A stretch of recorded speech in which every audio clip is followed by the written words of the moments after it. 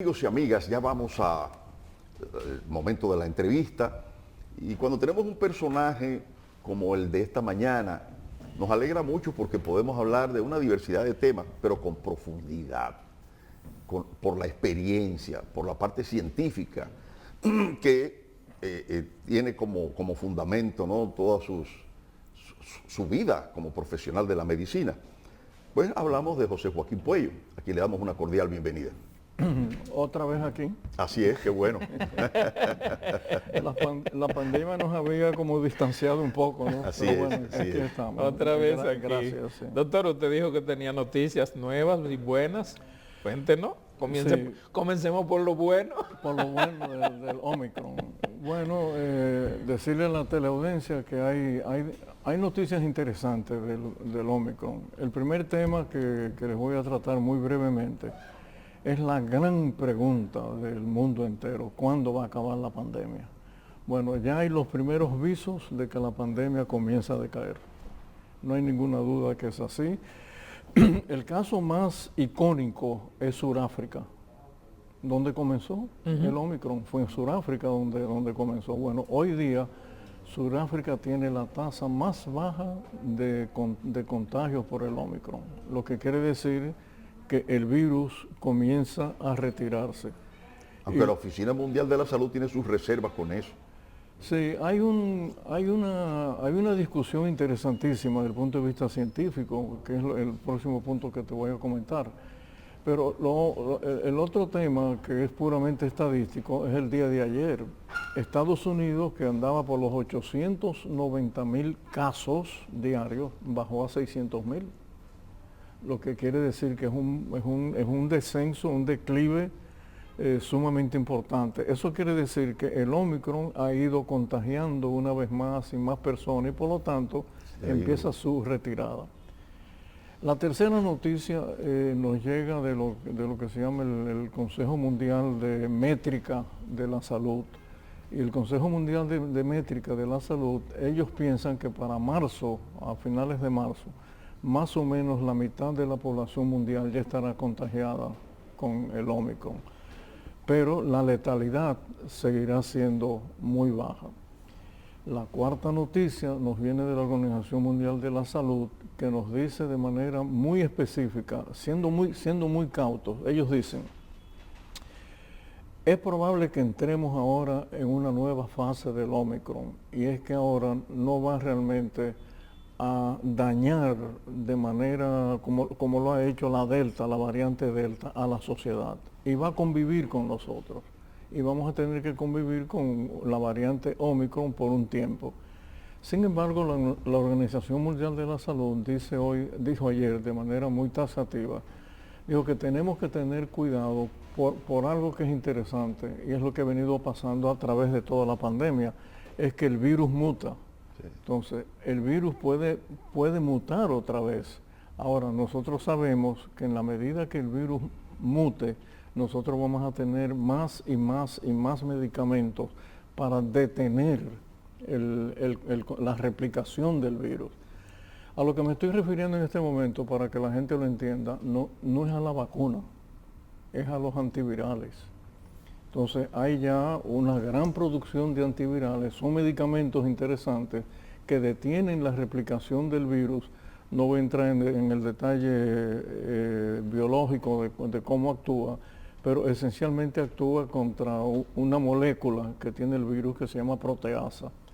Y esos antivirales van a permitir que si uno lo utiliza en los primeros días del contagio, uno pueda detener la replicación del virus. Eso es un gran avance. Entonces, ¿cuál es el único inconveniente? Que la ciencia lo va a determinar más temprano que tarde: el periodo de incubación. El periodo de incubación de la enfermedad. Al principio, el periodo de incubación rondaba por los 5 días. Quiere decir, Geraldino, Dios no lo permita, me contagiaba a mí y a mí iba a transcurrir por lo menos 5 días antes de que yo me diera cuenta. Mucho tiempo. Mucho tiempo. Cuando llega la Delta, entonces eso se redujo a 4 días. El problema del Omicron es que el periodo de incubación de Omicron son 72 horas. Entonces, la ciencia, más temprano que tarde, va a determinar el periodo de incubación exacto del virus. Y ahí es entonces donde nosotros vamos a utilizar el antiviral. Dos grandes antivirales ya tenemos y un tercero que lo voy a decir ahora. Uno es de la casa Pfizer, se llama Paxlovid, ya se está usando en el mundo entero. Hay otro que ya ha llegado aquí que se llama Molnupiravir. Y los dos se utilizan durante 5 días a razón de una pastilla cada 12 horas y detiene el contagio, detiene la replicación del virus. Pero ayer salió una noticia que ha sorprendido al mundo médico, y es que hay un antiviral contra la influencia que detiene la replicación del virus, y se llama AT002. Tiene un nombre como de zapote, Saptonimib se llama el medicamento. Si es así, eso significa que el mundo va a experimentar en pocas semanas, por así decirlo, el uso de medicamentos que pueden detener la replicación del virus. Entonces, del virus también sabemos cosas que antes no sabíamos, y las voy a decir porque es un estudio hecho por la Universidad de Oxford. Ellos tomaron un número importante de contagiados para ver qué tiempo, esto es interesante que la gente lo oiga, qué tiempo dura el virus en el aire para contagiarte. El virus dura un promedio de 20 minutos. Wow. 20 minutos, es todo lo que dura. Sí. Quiere decir que si nosotros estamos en un ambiente y hay alguien contagiado, el virus que él exhala con la tos o al hablar dura 20 minutos. Pero ya a los 5 minutos el virus comienza a morir. Lo que quiere decir que uno no se contagia durante los 20 minutos, porque el contagio viene... Si no en los primeros 5. Sí, por la carga viral. Yeah. Entonces es interesante todos esos datos, porque nos estamos acercando cada vez más al conocimiento de este virus. Doctor, el gobierno llamó a vacunar a los niños de 5 a 11 años. Sí. Y al mismo tiempo había dado un plazo a los empleados públicos o a la mayoría de la población para que tuviera la tercera vacuna a más tardar el 31 de este mes de enero. Sí. Pero hay un problema porque los centros de vacunación este fin de semana largo se mantuvieron prácticamente vacíos. Sí, ese yo creo que fue, vamos a decir, quizás un paso falso en este sentido, de que la gente todavía no ha entendido, o quizás los médicos no nos hemos explicado exactamente de qué se tratan, porque esta pregunta tuya tiene una doble vertiente. La primera en cuanto a la vacunación. Bueno, la vacunación lo que significa la tercera dosis, y para algunos que ya se han puesto la cuarta dosis, no es que uno no se va a contagiar, podemos contagiarnos. Lo que significa la tercera y la cuarta dosis es que vamos a tener mayor cantidad de anticuerpos y por lo tanto la enfermedad nos va a dar muy levemente. Entonces, aclarado eso, aclaro la segunda parte. ¿Por qué los niños? Bueno, porque el estudio que se ha hecho, por lo menos yo lo vi de ese punto de vista como persona de ciencia, a mí me extrañó mucho que fue un hallazgo paradójico. Quiere decir que si los niños van a la escuela masivamente, se contagian menos.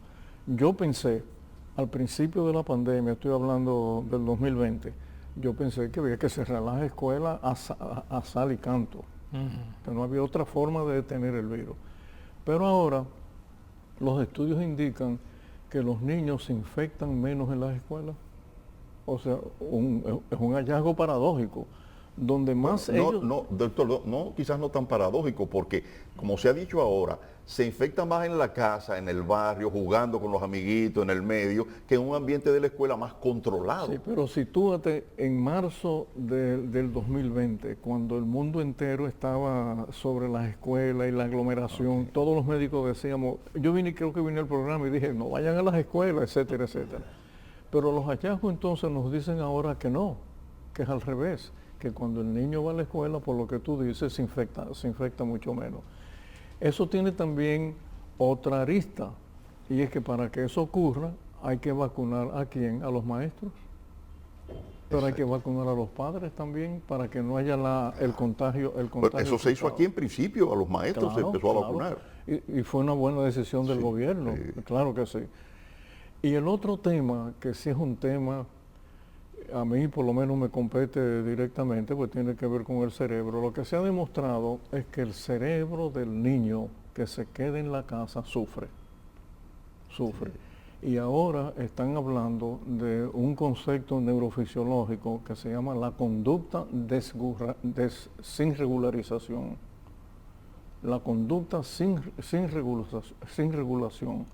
Eso es interesante porque la conducta del niño que se queda en la casa y que está acostumbrado a ir a su escuela, a la interacción con los demás niños, maestros. Entonces, hay un estudio que salió hace apenas 48 horas del mal comportamiento, para decirlo en términos más coloquiales, la mala conducta de los niños en la casa. Rebeldes, quieren salir, no obedecen a los padres. Y todo eso es porque no tienen, por así decirlo, la malla protectora que es la escuela. Y desde el punto de vista cognitivo, yo quiero decirlo esto, o sea, hay gente que no le va a gustar, pero es así. No es lo mismo aprender por Zoom y virtualmente que aprender presencialmente. No. Y yo se lo digo como conocedor que soy del cerebro. El cerebro no aprende igual, en absoluto, cuando está solo el niño frente a una tableta o frente a una computadora. Uno aprende más con la presencia del maestro, porque el maestro no solamente enseña la materia, el maestro va mucho más allá, en el gesto, en las cosas que dice fuera del contexto de la asignatura. Influye hasta la personalidad del maestro. Y la personalidad del maestro. Entonces, ¿es prudente, es correcta el llamado a vacunar a los niños de 5 a 11 años? Sí, definitivamente. Y ahí también quiero ser muy específico. Fíjense que al principio de la pandemia nosotros iba a decir nos autoengañamos, no, fue una autocomplacencia de parte del mundo científico, de decir, cuando lleguemos al 70% de la vacunación masiva, va entonces a venir la inmunidad de rebaño, que por cierto yo nunca uso ese término, yo digo inmunidad comunitaria. Como que rebaño suena muy animal, muy rural. A ovejas. Pero ahora no, ahora sabemos que realmente esa inmunidad que nosotros hablamos de protección de una nación es por encima del 90%. Y en esta nación los niños representan entre el 15 y el 16, 17% de la población, lo que quiere decir que hay que vacunarlos. A las madres que me están escuchando, los padres, la vacuna es completamente inofensiva para los niños. Es más, hay un estudio salido hace apenas también 48 horas que está diciendo que se puede poner una tercera parte de la vacuna a los niños, no completa, y los inmuniza. Y de hecho, para la tercera dosis o cuarta dosis, que ya mucha gente se le está poniendo, puede ser la mitad de la vacuna también, no tiene que ser entera, es un estudio Doctor, que acaba de salir. Usted está dirigiendo el centro, uno de los centros más importantes del país. Ya el señor presidente había inaugurado una parte, pero quedaba otra. ¿Cuál es la situación? ¿Cómo está operando actualmente? Bueno, ahora mismo tenemos abierto el Hospital Materno Infantil, que fue el que aperturó, por así decirlo, el presidente Abinader. Ese hospital está listo para ser usado hoy mismo en ginecología. Pero no está abierto todavía. Está abierto para el COVID. Para el COVID. Y pues se habilitó para el COVID hasta que pase Ahora la emergencia. mismo, a esta hora me acaba de llegar el informe, tenemos 23 pacientes internos. Y tenemos 17 en Secanot, 43 pacientes en total, que es un número relativamente pequeño, porque nosotros tenemos un poquito más de 200 camas de COVID. O sea, es un número muy manejable. Sí. Doctor, Pero ¿cuándo estaría terminado? Entonces, ya finalmente? Le falta una parte de la terminación al clínico quirúrgico, que debe ser como un 10%, un 12% del hospital. Y lo que el presidente Abinader y la vicepresidenta me han dicho de manera muy clara es que inmediatamente esto sí empiece a declinar, se va a completar para entonces abrirlo completamente. Porque la verdad que es una necesidad grande. Claro, eso es muy importante. Eso iba a decir. La parte quirúrgica es fundamental porque hay un déficit de intervenciones quirúrgicas en el país. Así es. Mucha gente esperando una intervención y por todos estos problemas. Y hay noticias que no me es posible revelar en este momento, pero sí les puedo decir a ustedes dos y a la teleaudiencia, noticias de decisiones que ha tomado el presidente, de equipamiento que va a llegar a ese hospital, que realmente va a sorprender muy agradablemente al mundo médico. Me quedo lo dejo de pero eso es una buena noticia. Sí, es una buena noticia en cuanto a equipamiento. Sí, sí. ¿Y cuál ha sido, después que se aperturó, cuál ha sido la demanda que ustedes han tenido ahí de gente, de la población? No, desbordados. No, totalmente desbordados, Geraldino. Sí, porque ustedes lo abrieron con un criterio muy especial que es difícil de ver en este país. Hubo un momento que realmente nosotros y nuestros médicos estaban desbordados emocionalmente y físicamente desbordados. Por el tema del COVID. Por el tema del COVID, sin lugar a dudas. Pero además, porque durante el tiempo de la pandemia, otras patologías que las personas tenían, que venían ya incubando y que se retiraron a sus hogares, ahora esas patologías han surgido con mucho más fuerza. El que estaba incubando un tumor del pulmón o del riñón o del cerebro o una enfermedad cardíaca, simplemente se inhabilitó a sí mismo en su casa y no fue al hospital. Y entonces ahora las patologías han surgido de manera exponencial en el mundo entero, no solamente aquí en República Dominicana. Eso ha sido así. Doctor, ¿usted no usa espejuelos? ¿No uso? Espejuelos actualmente, porque antes usaba. Sí, yo uso para leer nada más. ¿Siempre? No, yo vengo usando, cuando entré en la etapa de los 40, 45 años, que cuando viene la presbicia, sí comencé a usar espejuelos, pero se detiene, realmente la presbicia se detiene. Por eso es lo que le iba a preguntar. Sí, ¿Usted se hizo una intervención? No, para nada, a eso voy entonces. Entonces, es curioso, la mayoría de nosotros los seres humanos vamos a tener catarata, que la gente lo sepa, ¿eh? Sí, es verdad. Claro, el envejecimiento trae catarata, eso es claro. El envejecimiento trae de todo. Sí. Es como la hipertrofia o el crecimiento de la próstata en los hombres. Exacto. Todos la vamos a sufrir. Sin embargo, hay 1% de la población que no hace catarata. Mi madre, excúsenme que use un... No, adelante, eso es importante. Que en paz descanse. Mi madre murió de 96 años y no tenía catarata. Hay 1% de la población. Entonces hay una parte genética ahí. Es una parte genética, sí, también.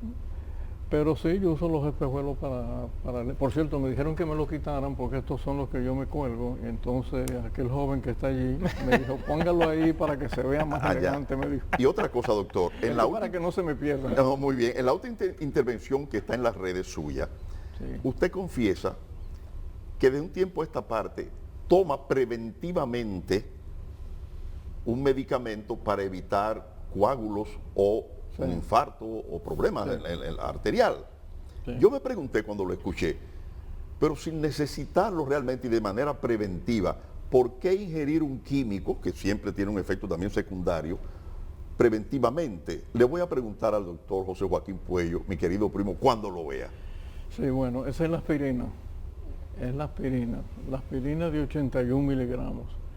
Nosotros tenemos por año, los que hacemos ciencias neurológicas, hemos tenido una discusión agradable científica con los cardiólogos de si realmente es preventiva o no.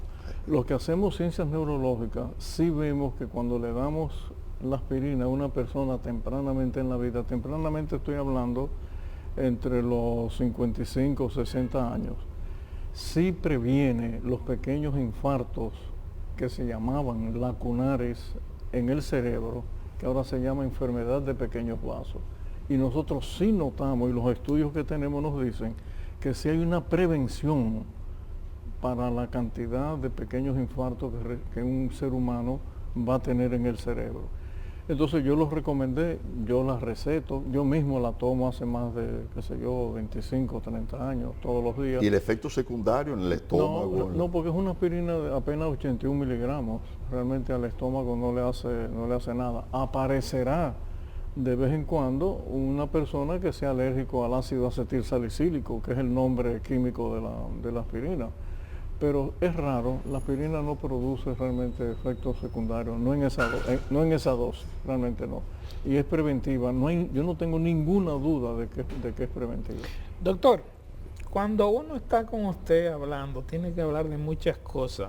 Yo sé que usted en los últimos tiempos no ha estado muy ligado, ha estado concentrado en Secanó y en todas esas cosas médicas, pero sin embargo los otros días lo mencionaron públicamente a usted, porque en el Comité Olímpico Dominicano se han dado algunas situaciones que han salido a la luz pública y se mencionó el nombre suyo y el de Percio Maldonado como forma de dos personas que no tienen ningún interés en ese asunto, pero que podrían mediar, uno por una situación de conflicto por el albergue olímpico, otra situación por un asunto de unos informes que tenía que rendir el Comité Olímpico y no se los rendió a la Comisión de Ética, y otro que tiene que ver con un asunto de unas dietas, y otro con el manejo de unos informes.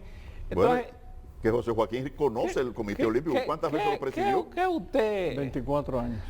Imagínese. Entonces, lo mencionaron a usted. Me parecía Balaguer en eso. Así es, 24 años. Dos más que Balaguer. Y en un momento importante del desarrollo del Comité Olímpico. Sí. Entonces, ¿cómo usted está viendo ese problema que se está dando ahora? Hay gente que ha dicho, bueno, un organismo de esa naturaleza no debe funcionar de esa forma. Bueno, el racional, tú prácticamente estás implicado en lo que tú estás preguntando. El Comité Olímpico es una organización sin fines de lucro, pero con fe pública. Sí. Y tú que eres abogado sabes lo que eso significa. Lo que quiere decir que su organización tiene que estar marcada por la transparencia, porque no le queda de otra. Además, es una organización además internacional, sí, que depende de un organismo que está en Suiza, que vigila los 200 y tantos comités olímpicos del mundo. Entonces, en ese sentido, los ruidos en el Comité Olímpico, a mí nunca, cuando fui presidente, nunca me gustaron, y mucho menos ahora. Yo lo que creo que tiene que haber una introspección dentro del Comité Olímpico, y reunirse y tratar sus asuntos internamente, resolverlos y dar a la luz pública esa resolución, que la gente sepa exactamente qué pasó, si realmente las dietas que se dieron fueron dietas normales o no, como tú bien decías, los reportes económicos del Comité Olímpico, etcétera, etcétera, porque el Comité Olímpico recibe fondos de 3 fuentes. La primera y la más importante, el Estado. Fondos públicos. Fondos de nosotros. Que tiene que ser transparente su manejo. El Comité Olímpico recibe fondos de solidaridad olímpica internacional, que es internacional, y hay que dar cuenta de eso al Comité Olímpico Internacional. Y finalmente, a través de una organización que se llama CRESO, que dirige, que es empresarial, que dirige Felipe Vicini, pero también son fondos públicos, aunque vienen de la empresa privada.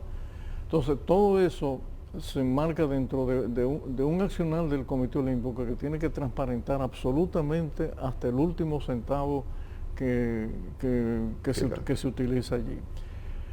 Volver como presidente del Comité Olímpico, no, yo lo descarto completamente. La vida, lo dije aquí en un programa, en una ocasión con ustedes, yo dije que la vida es un problema de ciclos. Yo ese ciclo no lo cerré, yo lo dejé semiabierto, simplemente porque yo he sido un dirigente olímpico y todavía lo soy.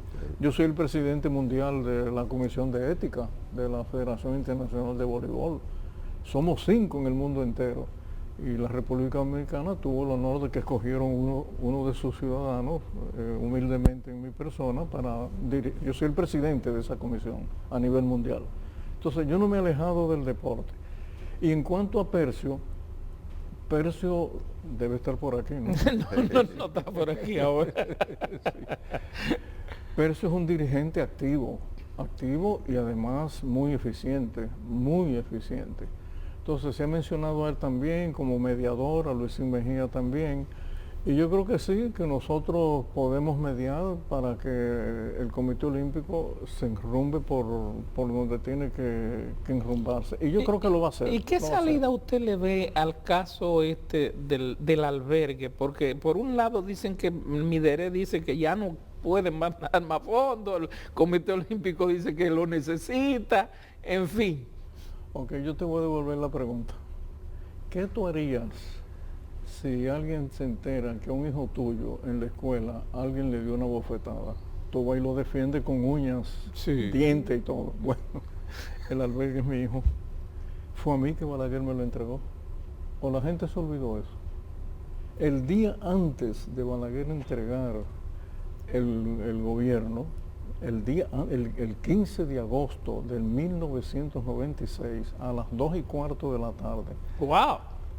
Joaquín Balaguer me llama el general Pérez Bello, me dice que vaya a la... Bueno, ustedes se recuerdan que era la penitenciaria... La de la fe, sí. Estaba cerrada, muy sucia, etcétera, y Balaguer se aparece con su chofer, general Pérez Bello y Cristóbal Marte.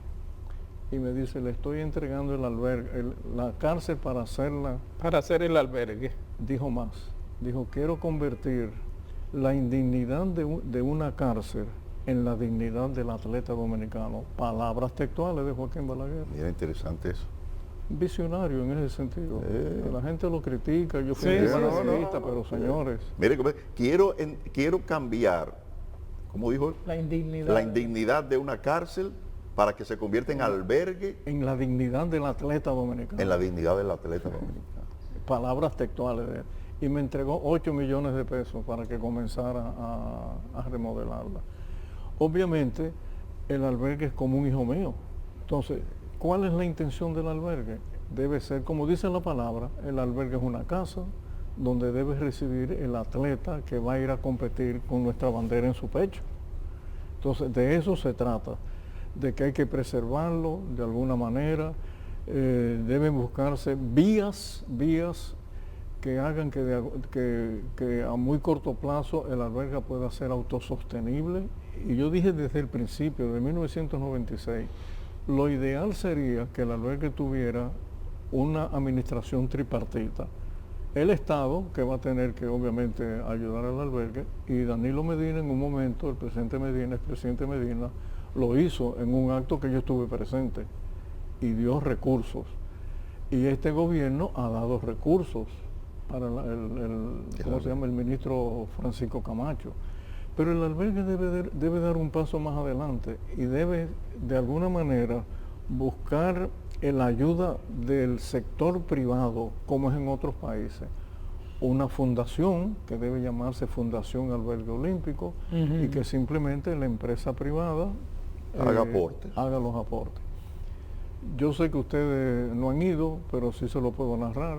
Cuando uno va a Colorado Springs, en Estados Unidos, donde está el gran centro o albergue de entrenamiento del atleta norteamericano, Ramón, tú sabes lo primero, y Geraldine, lo primero que tuve, Casa McDonald's, Casa Burger King, edificios de 6 y 7 pisos. Que lo han han donado ellos. Que lo han donado y lo mantienen.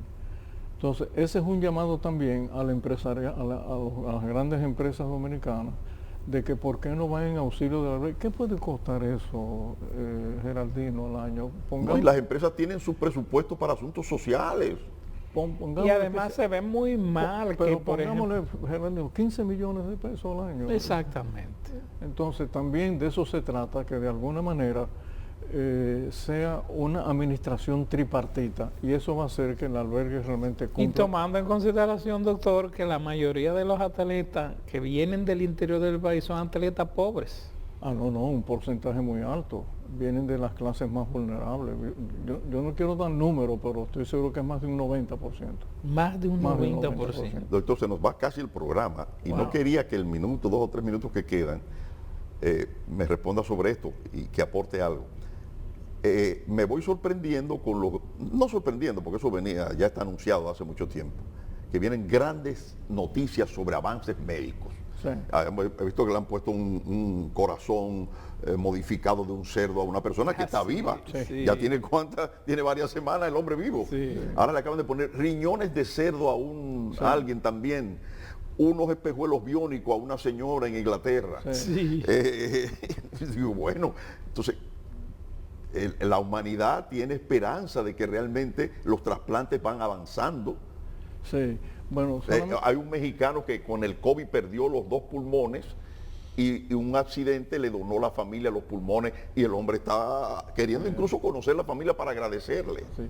Bueno, es uno de los temas de la ciudad sanitaria. Los trasplantes, sí, ¿verdad? trasplante, Sí. Ese es uno de los objetivos fundamentales, el trasplante de órganos.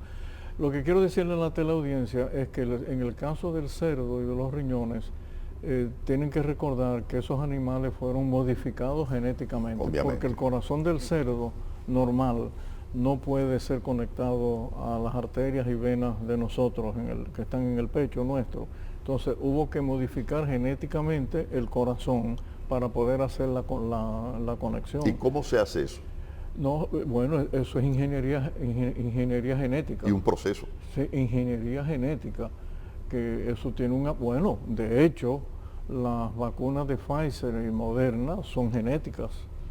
Son vacunas, son modificaciones genéticas. Modificadas, sí. Y hay enfermedades que nosotros hasta en diciembre del 2019 eran incurables. Y voy a decir una de ellas, la hemofilia. La hemofilia se cura ya genéticamente. Con una modificación. Modificación genética el que viene con el gen, se le modifica el gen para que no siga sufriendo Es un gran avance. la enfermedad. Y otras enfermedades también, sobre todo que tienen que ver con el desarrollo neuronal, que anteriormente no las podíamos curar y hoy las curamos genéticamente. No, el avance de la medicina es espectacular, espectacular. Y de hecho, eso lleva a una conclusión, que la digo aquí así rápidamente, y es que los currículum o la agenda de enseñanza de la medicina moderna tiene que cambiar.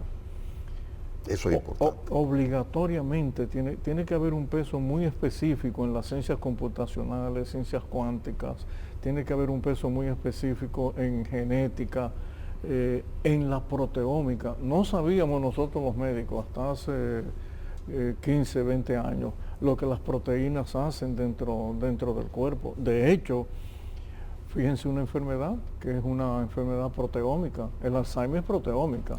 El Alzheimer. El Alzheimer es una enfermedad de las proteínas. Entonces, ¿qué produce eso? ¿Cómo lo podemos curar? Entonces, las escuelas de medicina van a tener que dar un giro de 180 grados. Definitivamente. Para poder estar al día. Paralelamente con los avances de la medicina moderna. Doctor José Joaquín Puello, siempre un placer conversar con usted sobre estos temas muy importantes. Gracias. A los amables telespectadores pueden conseguir esta entrevista en YouTube, en Revista Tele 15, ahí la tienen. Importante que la vean. Exactamente. Muy bien. Así que gracias. Gracias, profesor. Gracias a ustedes. Señoras y señores, nos vemos mañana.